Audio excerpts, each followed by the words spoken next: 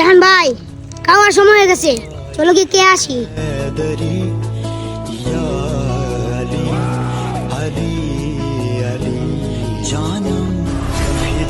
আমাদের উস্তাদ না আমাদেরকে একদিনের ছুটি দেয়, না আমাদেরকে শান্তিতে খাবার খেতে দেয়। ভাই আপনি এসব চিন্তা বাদ দেন, আজান পড়তেছে, চলেন আমরা সবাই নামাজ আদায় করে ফেলি। আরে তুই কি পাগল হইছস?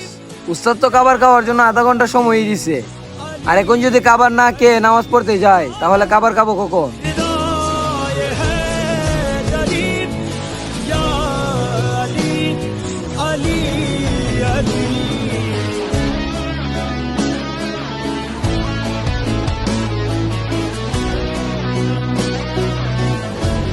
মনে হইতেছে গলায় দড়ি দিয়ে মারা যায়।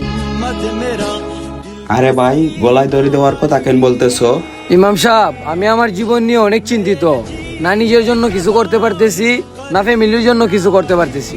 জাহান, মাস শেষে তুমি যত টাকা বেতন পাও, তোমার সাথীরা মাস শেষে তত টাকাই বেতন পায়।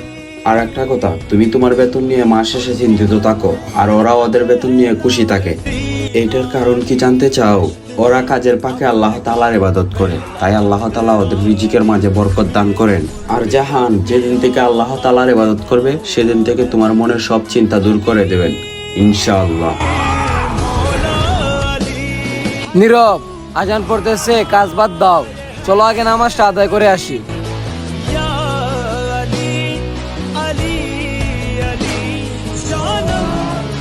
এ মাসে তোমাদের কাজ ভালো হয়েছে, আর আমি 1000 টাকা করে তোমাদেরকে বকশিস দিতেছি, এই নাও।